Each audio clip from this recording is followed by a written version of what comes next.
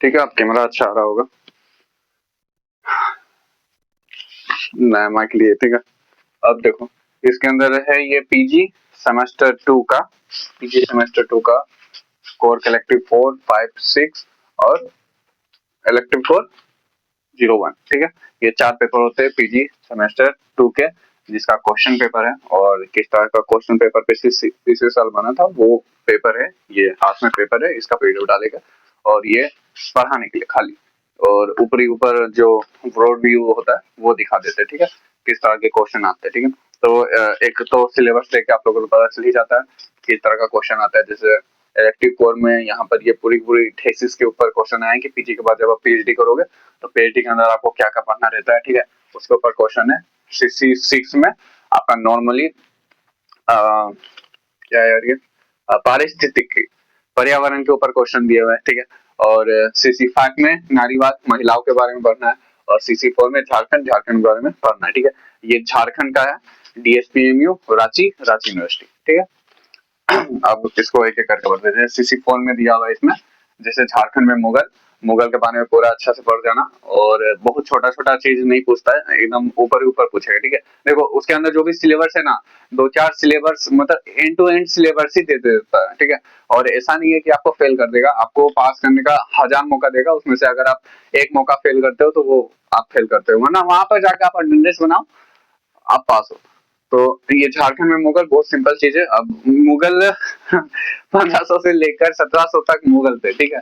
अब 300 कालों के अंदर अगर आप इतिहास के स्टूडेंट हो, पीजी में आ चुके हो, और 300 कालों के अंदर आप मुगल के बारे में कुछ भी नहीं लिख सकते। झारखंड में मुगल के बारे में कुछ भी नहीं लिखो तो भी वो लिख दो, क्या नाम है वो, शेरशाह सूर्य के बारे में कुछ तो लिख सकते हो ना, तो शेरशाह सूर्य के बारे में लिखा जाएगा, क्योंकि शेरशाह सूर्य बिहार के थे और झारखंड बिहार दोनों सेम था उस तरह से, ठीक।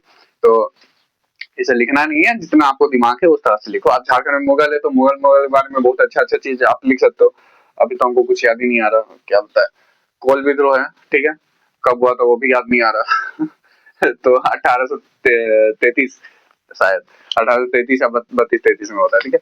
पढ़ा व्यवस्था है, उरांव जनजाति मुंडा में और उरांव में पढ़ा व्यवस्था, एक पंचायत होते थे, उसके अंदर आपको बहुत चीज सीखने को मिलेगा कि महतो पहले एक आदमी का नाम हुआ करता था, ठीक है, पद का नाम हुआ करता था महतो, कि जैसे गांव में लोग रहते थे तो बोलते थे कि आप महतो है तो आप गांव में ढिंडोरा पीट के बताओ कि राजा क्या आपको देना चाहता है, ठीक है, नॉलेज क्या देना चाहता है, कि गांव में पूरा का पूरा आपको क्या कानून पारित हो गया, तो वो जाके महतो बताता है घर में जा जाके कि हाँ से ये कानून पारित हो गया, आप भी ऐसे कीजिएगा।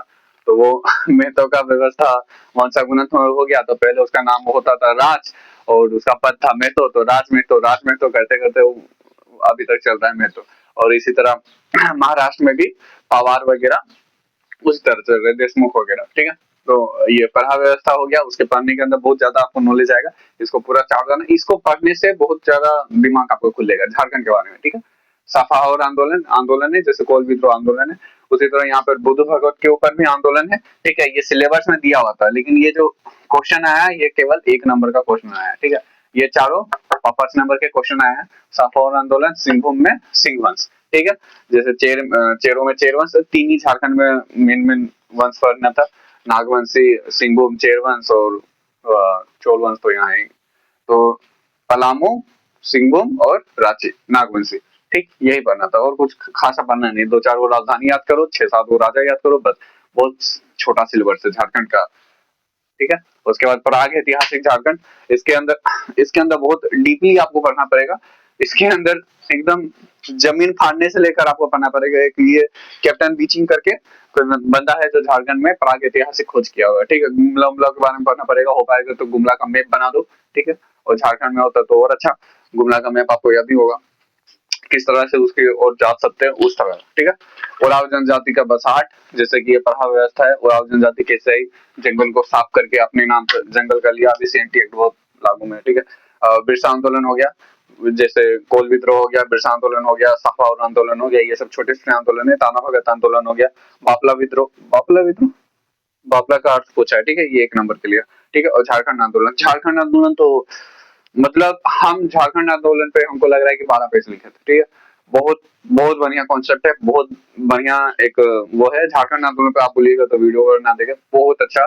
मतलब झारखंड आंदोलन को आपको पढ़ना ही चाहिए, उसके अंदर बिरसा मुंडा नहीं, क्या नाम है, शिबू सोरेन शिबू सोरेन से लेकर सुदेश महतो तक सारे के सारे उसके अंदर नॉलेज आते हैं, ठीक है। तो झारखंड आंदोलन आप करो, झारखंड आंदोलन आपको ऐसे याद हो जाएगा, मतलब 4 बार अगर आप जोर जोर से बोलोगे ना कि झारखंड आंदोलन में ये, झारखंड आंदोलन में, तो वो पूरा झारखंड आंदोलन आपको याद हो जाएगा, ठीक है। उस तरह से हम एक बार हम पढ़ देते हैं। तो ये तो 5 नंबर के क्वेश्चन, ये 15 नंबर के क्वेश्चन, ठीक है। इसको बना के लिखना रहता है, जिस तरह से वो बना सकते हो। उरांव जनजाति में आपको आदमी का चित्र नहीं बनाना है, जितना हो पाएगा मैपिंग करनी है, ठीक है, मैपिंग करनी है। बिरसा आंदोलन में भी आपको मैपिंग करना है कि क्या क्या कारण थे बिरसा आंदोलन के, और फिर क्या क्या परिणाम था बिरसा आंदोलन। सीएनटी एक्ट कहाँ से आया था, बिरसा आंदोलन से आया था, ठीक है, जो अभी बहुत मारधार मचा हुआ है, ठीक है। और झारखंड आंदोलन तो इतना ब्रॉड टॉपिक है, आप उसको जितना मैपिंग कर सकते हो, मतलब एक पेज लो, उसके अंदर लिखो झारखंड मुक्ति मोर्चा, नीचे लिखो JAM, इसके नीचे लिखो संस्थापक, इसके नीचे लिखो कब बना, ठीक है। तो 4 लाइन तो ऐसे ही छपा जाएगा, ठीक है। तो इस तरह से आप कर सकते हो। ये 1 नंबर वाले क्वेश्चन में पढ़ते हैं, ठीक है। जैसे कि ये CC4 का यहाँ पे लिखा हुआ है कैप्टन बीचिंग, ठीक है, ये वाला, मतलब ये थोड़ा क्वेश्चन हार्ड है इसलिए हम यहाँ लिख दिया। कैप्टन बीचिंग तो से मध्य पाषाण काल का स्थल कब खोजा, ठीक है। उरांव जनजाति का सर्वोच्च देवता कौन है, सिंघोंगा करके नाम है शायद, हमको ज्यादा याद नहीं है, ठीक है। वापला शब्द का विद्रोह, संथाली विवाह, ठीक है। वापला शब्द का जो मतलब क्या होता है वो पूछ रहा है संताली विवाह को क्या बोलते हैं, वापला बोलते हैं, ठीक है।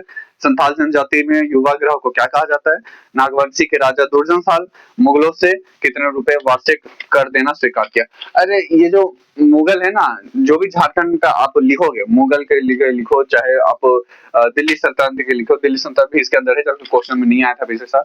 दिल्ली सल्तनत के लिखो, और उसके अलावा पिछले के पिछले भी बारे में अगर लिखते हो, अंग्रेज के बारे में लिखते हो, तो कभी भी झारखंड के नेता की बुराई नहीं करने का, ठीक है। अगर आप इसके अंदर लिख भी रहे हो ना, एक राजा था, हमको याद भी नहीं है वो, जहांगीर उसको पकड़ लिया। जहांगीर बोला कि एक काम करो, तुम फाइट करो, मतलब ना, वो राजा बोला कि हम बाघ से लड़ सकते हैं। तो बोला ना, अगर तुम बाघ से लड़ दिया तो हम तुमको छोड़ देंगे, ठीक है। अब राजा गया होगा चोर में, और बाघ से लड़ने के लिए, इधर से दरवाजा बंद, उधर से दरवाजा बंद, और बाघ भी खसियाल हो गया, उसको मार दिया, ठीक है। और राजा का वही मुंह में हो गया, राजा भी वही मर गया, जहांगीर भी देखता रह गया कि आखिर हुआ क्या। मतलब राजा खुद बोला कि हम बाघ से लड़ सकते हैं, और बेचारा लड़ नहीं पाया और वहीं पे मर गया। मतलब ये मजाक वाली बात है, लेकिन आप उसको आप इसी तरह लिख दोगे तो एग्जामिनर अपना नंबर क्या पेपर काट देगा, ठीक है। तो नागवंशी राजा ने कितने पैसे लिए मुगलों से, कितने पैसे दिए मुगलों को, ठीक है, सुरक्षा के नाम पे, ठीक है। पलामू के चेर वंश के बारे में सबसे जो प्रसिद्ध राजा कौन था, मिथिल राय था। मिथिल राय भी बहुत भागादौड़ी किया, ठीक है। इसके बारे में एक तो इतिहास के बारे में कुछ नहीं है, बहुत भागादौड़ी किया। बस वही है कि प्रजा उसको पसंद करती थी, प्रजा ना हर चीज को पसंद करती है। अभी हेमंत सोरेन को प्रजा पसंद करती है, ठीक है। अब बाद में पता चलेगा कि ना, छोड़ो। तो सहबल राय किस वंश का राजा था, चेर वंश का राजा था। शेर खान ने पलामू, शेर खान वाला क्वेश्चन आया है, शेर खान के बारे में अगर पढ़ लिए तो फिर मुगल के बारे में आप लिख सकते हो, ठीक है। शेर खान को मुगल में घुसेड़ देना, ठीक है। बुधु भगत पर अंग्रेजों ने कितनी राशि इनाम में घोषित की थी, ठीक है। उस समय 10,000 रुपए या फिर शायद 1,000 रुपए, हमको याद नहीं है।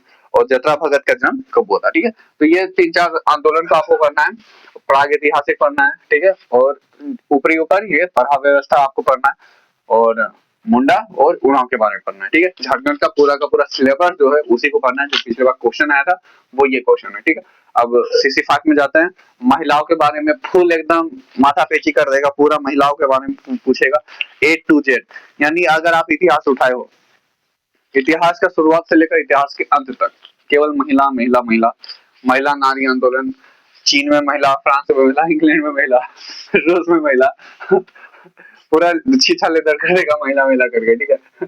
देखो 2 चीजें होती है, ठीक है, एक उदारवादी होता है और एक मार्क्सवादी होता है, ठीक है। इसके बारे में आप और ज्यादा डिटेल में तब पढ़ोगे जब आप क्लास करने आओगे, क्लास तो जाता नहीं है तुम लोग।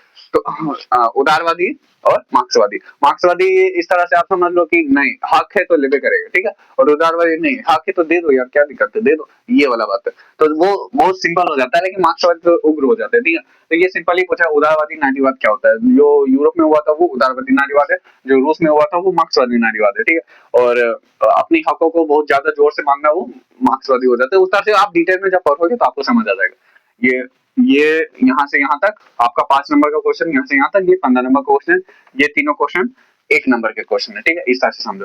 प्राचीन काल में महिला, ऋग्वैदिक काल बहुत बढ़िया, उत्तर वैदिक काल थोड़ा सा घटिया, और सिंधु सभ्यता में महिला एकदम चरम में थी, ठीक है। अभी राखी गढ़ी में एक टेबल मिला है, डाइनिंग टेबल, महिला खाना बनाती होगी और डाइनिंग टेबल में परोसती होगी, बढ़िया ना। आदमी लोग बैठ के उस समय नहीं खाता था, और आज भी आदमी लोग बैठ के खाता है, ठीक है। तो फिर भी है, ये अच्छा है, संस्कृति पहले भी अच्छी थी। तो प्राचीन काल में महिला, इसके बारे में आप लिख सकते हो। सिंधु सभ्यता में, सभ्यता के बारे में लिखो, ऋग्वैदिक काल के बारे में लिखो, और वो हेलेना और बाकी जो थी ना चंद्रगुप्त मौर्य की गर्लफ्रेंड वगैरह, उन सब के बारे में आप लिख सकते हो, ठीक है। महिला के लिए ब्रिटिश नियम, ब्रिटिश शासन ने बहुत सारे नियम निकाले, जैसे कि सती प्रथा हो गया, विधवा विवाह हो गया, केशव चंद्र सेन हो गए, बाल मुकुट शास्त्री हो गए, और किसके बारे में होता है, राधा कांत देव हो गए, ठीक है। ये 3-4 के नाम बता दिया, ठीक है। उसके अलावा बहुत सारे, रानी देवरानी चौधरानी ऐसे करके कुछ नाम है, रविन्द्रनाथ टैगोर की बहन हो गई, कादम्बरी गांगुली, इन्होंने क्या क्या प्रयास किए, ये सब के बारे में आप लिख सकते हो, ठीक है। वैसे ये तो ब्रिटिश नियम है। सती प्रथा के बारे में एकदम डिटेल में छाप देने का है। सती प्रथा, बाल विवाह, विधवा पुनर्विवाह, इतना आप पढ़ोगे कि दिमाग आपका गोल गोल चक्कर खाएगा, ठीक है। स्वदेशी आंदोलन और असहयोग आंदोलन में महिला, एनी बेसेंट हो गई, सरोजिनी नायडू होगी, ठीक है। और अभी तो इतने याद आ रहे हैं, देवी अनुड्रियल ऐसे कुछ नाम है, ठीक है। मजाक नहीं हो रहा, लोग नाम हमको नहीं आ रहा, ठीक है। तो ये सब हो गई आपके आंदोलन से जुड़ी महिलाएं, ठीक है।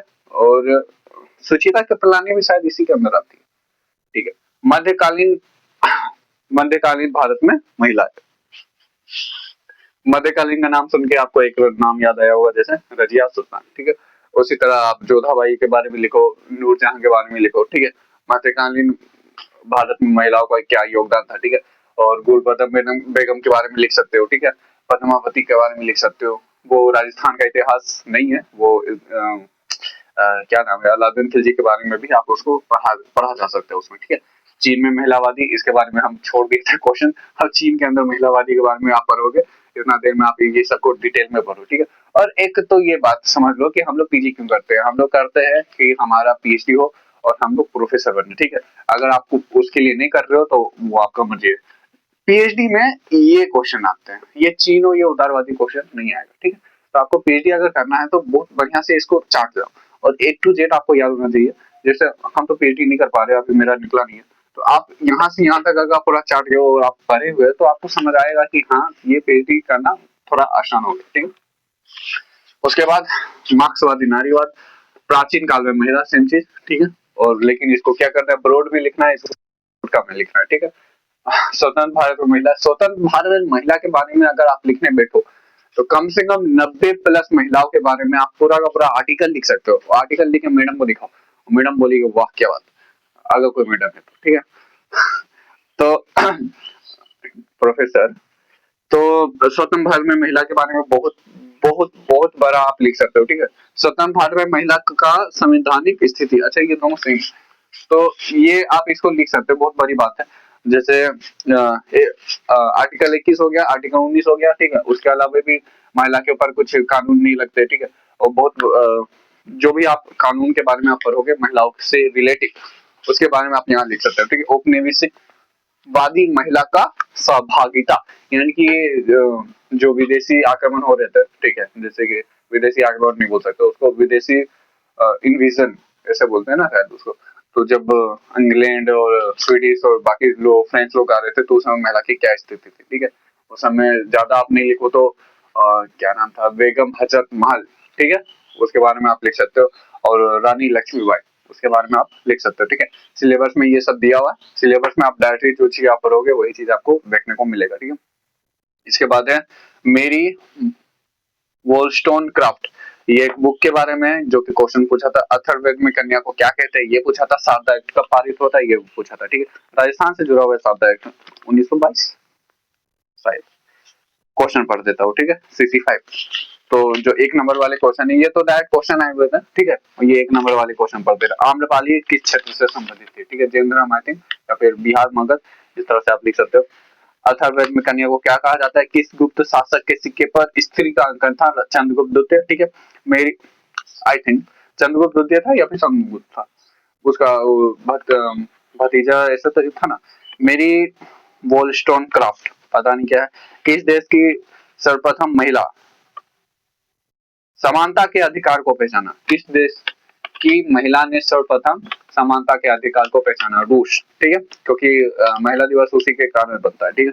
परिवार में निजी संपत्ति तथा राज्य की उत्पत्ति, ये बुक किसने लिखा, ठीक है। शारदा एक्ट कब पारित हुआ, गवर्नर जनरल ने सती प्रथा पर कब प्रतिबंध लगाया, 1832 या 28, देख लेना। महिला आंदोलन, महिला अधिकार आंदोलन में किसी एक महिला संगठन का नाम बताएं। 1922 के बाद से लेकर महिला आंदोलन में बहुत सारे संगठन बने थे, ठीक है। रानी देवरानी चौधरानी ऐसा करके जो महिला है, उन्होंने भी बहुत ज्यादा किया था, ठीक है। तो आप उसके बारे में अगर आप पढ़ोगे ना तो आपको समझ आएगा। और एक बार तो जब दिमाग खुलता है ना तो उसके बाद आप कंफ्यूज आ जाते हो कि हम पढ़ना कहाँ से स्टार्ट करो, फिर ऐसा लगता है कि नहीं रात भर पढ़ते रहो। तो वो जो महिला है वो रविन्द्रनाथ टैगोर की बहन है, भतीजी लगती है, ठीक है। तो आप देख सकते हो कि टैगोर परिवार में सबके सब एकदम समझदार थे। जो आईएएस था वो भी तो टैगोर परिवार में था, जो पेंटर था वो भी टैगोर परिवार में था, ठीक है। तो टैगोर परिवार बहुत विकसित था उस दिन। महिला दिवस कब मनाया जाता है, 8 मार्च, सॉरी, ठीक है। तो ये हो गया CC5 महिलाओं के बारे में पूरा छिछा लेता हो जाएगा। ये CC6 पर्यावरण के बारे में सिंपल क्वेश्चन, और कुछ नहीं करना, पर्यावरण के बारे में जो जो आता है सिंपल आपको उसको करना है, ठीक है। बस इतिहास से रिलेटेड क्या है, ये शिकारी संग्रहकर्ता करके, ठीक है। ये शिकारी संग्रहकर्ता समाज, ठीक है।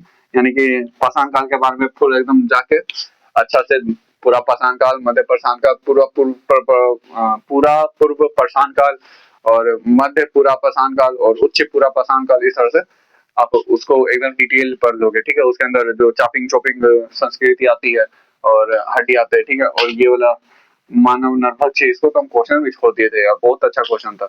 इसको हम कर सकते हैं, हीमो इरेक्टस करके कुछ नाम है इसका, ठीक है। कौन सा नरभक्षी है जो मांस खाता है, ऐसे करके था। जो पहला नरभक्षी है वो मांस खाता है। अगर आप इसको पढ़ने बैठोगे तो इसके अंदर बहुत सारे फैक्ट है, उसको आप याद करो तो बहुत बढ़िया, ना याद करो तो ये सब तो आप आंख बंद करो और वहां जाके दो। अब पर्यावरण क्या है, आसपास में जो भी है पर्यावरण है, परिस्थिति का कौन है, आसपास में जो भी है पर्यावरण है, और पर्यावरण का बेटा कौन है, परिस्थिति तंत्र। जैसे आपको लिखना है सिंधु घाटी सभ्यता या नदी घाटी सभ्यता, सिंपल है। नदी घाटी सभ्यता के अंदर सभी सभ्यता के बारे में लिखना है, ठीक है। दजला फरात हो गया, सब A to Z जो भी सभ्यता बनी है नदी के बगल में बनी है तो आपको उसके बारे में लिखना है। और सिंधु घाटी सभ्यता पर आप लिख ही सकते हो। इन नदी घाटी सभ्यता में तो बहुत बढ़िया सा मैप बना के आप लिख सकते हो, पूरा वर्ल्ड का मैप बनाओ, इधर बनाओ उधर बनाओ, एक पेज तो खाली आप मैप में खा जाओगे। तो वो बहुत अच्छा चीज है, ठीक है। और उसके अलावा जल प्रबंधन, किस तरह से हम जल को बचा सकते हैं। ऊर्जा संरक्षण, किस तरह से हम ऊर्जा को बचा सकते हैं। पारंपरिक और गैर पारंपरिक, ठीक है। जो हवा चलता है वो गैर पारंपरिक, और जो कोयला चलता है वो पारंपरिक, ठीक है। बहुत पुराने टाइम से जो चल रहा है उस टाइम से। एजेंडा 21 क्या है, और चिपको आंदोलन क्या है, सरदार सरोवर बांध कहाँ है, ठीक है। तो ये सब बहुत सिंपल है। इसके जो MCQ भी थे वो भी बहुत सिंपल सिंपल थे, ठीक है। MCQ देखो, जैसे चिपको आंदोलन के प्रमुख नेता कौन है, ठीक है। अब हमको मत पूछना पृथ्वी दिवस कब बनते हैं, ठीक है, कब मनाया जाता है। 5 जून को कौन सा दिवस मनाया जाता है, ठीक है, पर्यावरण दिवस। और शायद पृथ्वी दिवस, पता नहीं यार। एजेंडा 21 कहाँ पर हुआ था, साइन कहाँ पर हुआ था। जैव विविधता के किन्हीं 2 प्रकारों का उल्लेख करें। क्षेत्रीय का किस राज्य में है, ठीक है, किस जिला में भी नहीं पूछा, राज्य में। तो राजस्थान। सरदार सरोवर बांध किस नदी पर है, सतलज। और ऊर्जा के किन्हीं 2 पारंपरिक स्रोतों का उल्लेख करें, ठीक है। हाँ, पारंपरिक पूछा है ना, तो कोयला हो गया और उपला हो गया गोबर या लकड़ी, ठीक है। और किस मानव ने सबसे पहले उपकरण को बनाया था, ठीक है। तो ये सब आप इसके अंदर पढ़ोगे जब आप इतिहास के अंदर झाँकोगे, कुछ ज्यादा ही जोर से झाँकना पड़ेगा, ठीक है। कौन सा मानव नरभक्षी था जो मांस वास खा सकता था, ठीक है। ये लास्ट वाला है, इलेक्टिव कोर 01। इसको आप अगर PhD कर रहे हो तो इसका नोट बचा के रखो, हमको भेज देना, मेरे पास नहीं बचा, ठीक है। तो आप इसको पढ़ो, ये इलेक्ट्रिक कोर है। इसके अंदर आपको बहुत अच्छा से दिमाग आपको खोल के पढ़ना पड़ेगा, ठीक है। आंकड़ों के प्रकार, इस तरह की आपको डायरेक्ट क्वेश्चन पड़ेगा। हमको जहाँ तक अभी तक नॉलेज हुआ है 6 महीने का PhD कोर्स होता है, और बाकी आपको छोड़ दिया जाता है जंगली भेड़ की तरह, और आप जाओ और वो बुक लिखो। और अगर बुक उन लोग को पसंद आया तो आप PhD पास हो, पसंद नहीं आया तो फिर से बुक लिखो। तो यही चलता रहता है, ठीक है। बुक लिखने के लिए जो जो चीजें की जरूरत पड़ती है वो यहाँ पर है। अब एक एक चीज अगर हम बताने बैठे तो बहुत दिमाग खराब हो जाएगा, बट फिर भी कोशिश करता हूँ। जिससे आंकड़े के प्रकार, ठीक है, किस तरह का आंकड़ा होता है, डाटा, ठीक है। अगर ये पेपर लेके आए तो ये कौन सा डाटा हो गया, प्रत्यक्ष डाटा हो गया, ठीक है। उसके अंदर कुछ अलग बोलते हैं, और हम पेपर की जगह हम कुछ खाली दिमाग से सुन के आए। अगर वो बोल दिया कि हाँ ये जो हेमंत सोरेन है वो बहुत पैसा चोरी किया, तो फिर मेरे पास कुछ पेपर नहीं है, ठीक है। मेरे पास इतना पता है कि हाँ वो चोर है, तो इस तरह से समझ आता है, ठीक है। अब गलत सेंस में मत लेना। तो आगे के वर्ग का बहुत सारे गुणात्मक होते हैं, ऋणात्मक होते हैं, ठीक है, प्राकृतिक होती है, ऐतिहासिक होती है, बहुत सारे। परिकल्पना हो गया, जैसे कि अगर आप कोई भी चीज करने जा रहे हो ना, कल हम सुबह 6 बजे उठेंगे, ये परिकल्पना है बस। अगर आप सुबह 6 बजे उठ गए तो ये जिंदाबाद, ये पीएचडी कोर्स। अगर नहीं हुआ तो फिर कोई बात नहीं, परिकल्पना है। हाइपोथेसिस, हाइपोथेसिस इतना आप सुन के ना दिमाग खराब हो जाएगा आपका। मतलब जब भी सर आएगा ना, एक वर्ड को 50 बार बोलेगा, आपका दिमाग के अंदर घुस जाएगा बस। आप क्लास को हाइपोथेसिस, और फिर इधर हो गया सिनॉप्सिस, और इधर हो गया आर्टिकल्स, ये सब दिमाग में बैठते जाएगा। प्राथमिक स्रोत, द्वितीय स्रोत, मौखिक स्रोत, बाह्य आलोचना, आंतरिक आलोचना। आलोचना का मतलब है कि कोई भी इतिहास को लिख रहा है, ठीक है, तो ये इतिहास सटीक है कि नहीं है, उसके बारे में प्रामाणिक, प्रामाणिकता, ऐसा कुछ है। तो ये सब 5 नंबर के क्वेश्चन है, ठीक है। ये सब 15 नंबर के क्वेश्चन है। जैसे शोध, शोध क्या होता है उसके बारे में फुल टू आप चैप्टर लिख सकते हो, ठीक है, बहुत मजा आएगा। उसको आप लिखो, उसके अंदर आप देखोगे कि किस तरह से आप लिख सकते हो। सिंगापुर हैंडराइटिंग, यूएसए हैंडराइटिंग, ऐसा करके कुछ कुछ होता है, ठीक है। और उसके अंदर आप ना ऐसे हाथ से नहीं लिख सकते हो, उसके अंदर आपको लैपटॉप चाहिए या फिर कीबोर्ड चाहिए, कीबोर्ड नहीं लैपटॉप चाहिए या टाइपराइटर चाहिए, ठीक है। इतिहास के स्रोत क्या है, इतिहास के स्रोत तो बचपन से आप लोग पढ़ते आ रहे हो, छाप देना। आलोचना, बाह्य आलोचना, शोध प्रबंध, थीसिस, थीसिस की तरह से लिखते हैं। अगर किसी बुक से आप चोरी कर रहे हो तो आप उसको बता सकते हो कि हाँ हम चोरी कर रहे हैं, तो वही होता है थीसिस। और चोरी करना जरूरी है, अगर नहीं होगा तो फिर बुक नहीं लिखाएगा, ठीक है। इसका एमसीक्यू पढ़ते हैं, ठीक है। संदर्भ लेखन में 3 प्रकार के प्रारूपों का उल्लेख करें। संदर्भ लेखन होगा, होता क्या है भाई? रेफरेंस। देखा, तो इंग्लिश में आप पढ़ो तो दिमाग आपका खुल जाएगा। रेफरेंस, तो रेफरेंस किस तरह से, मतलब आप कोई बुक लिख रहे हो, ठीक है, अगर आप उसके अंदर लिखना है कि इस बुक में लिखा हुआ है कि अकबर ने यहाँ से ये पत्थर को उठा के वहां फेंका था, ठीक है, तो उस तरह से आप रेफरेंस आप उसका दे सकते हो, ठीक है। और उसके अंदर बुक के अंदर बुक का नाम, राइटर वगैरह वगैरह लिखना रहता है। पाठ टिप्पणी, फुटनोट, उसमें एपीए फॉर्मेट का पूरा नाम बताइए। तो एपीए फॉर्मेट का होता है अमेरिकन साइकोलॉजी एसोसिएशन, पता नहीं है, ये गलती हो गया, लेकिन ऐसे ही करके जैसे यूएसए वाला भी हम बताए उस तरह से, ठीक है। डायरी किस प्रकार का स्रोत है? प्राथमिक स्रोत है, ठीक है। थेसिस, लेखन में एक से अधिक बार आने पे संदर्भों को क्या कहा जाता है? छोड़ यार, एक दो क्वेश्चन छोड़ भी तो क्या दिक्कत है। शोध के अंत में क्या लिखा जाता है? पाठ टिप्पणी नहीं, संदर्भ ग्रंथ सूची, ठीक है। स्नातकों में थेसिस लगभग कितने पृष्ठों की होनी चाहिए? ठीक है, 500 या 600, पता नहीं। तो धार्मिक पुस्तक किस प्रकार के होते हैं? द्वितीय स्रोत होता है, ठीक है। थेसिस में लेखन प्रत्येक पृष्ठ के नीचे में क्या लिखा जाता है? पाठ्यपी, प्रत्येक पृष्ठ के नीचे में पाठ्यपी, सबसे एंड में होता है संदर्भ ग्रंथ सूची, ठीक है। उसके बाद हो गया थेसिस के अंतरिक्ष संदर्भों को कैसे जोड़ा जाता है, और उसके बाद लिखा हुआ है सचों के रूप के समय, छोड़िए।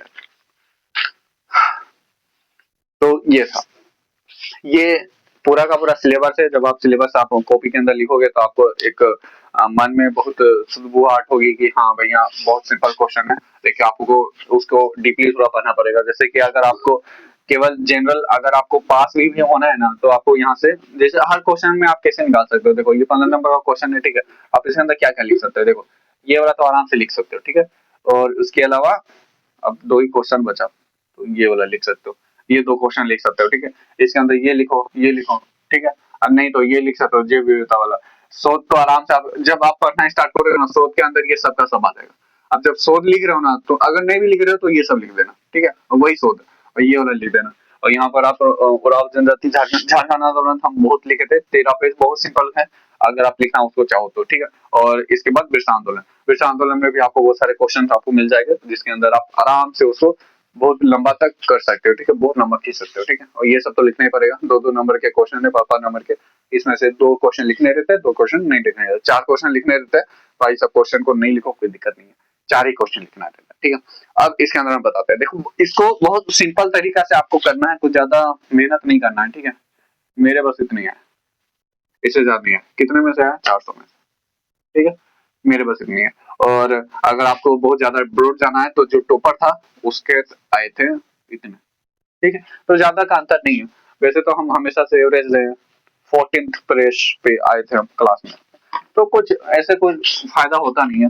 तो अगर आप केवल आप पास कर दो, आप टॉप करके आप पीजी में टॉप करिए क्या करो, ठीक है। तो ये समझ में आया। PG1 का जो क्वेश्चन आएगा वो हम आपको दे देंगे। ठीक है, थैंक यू।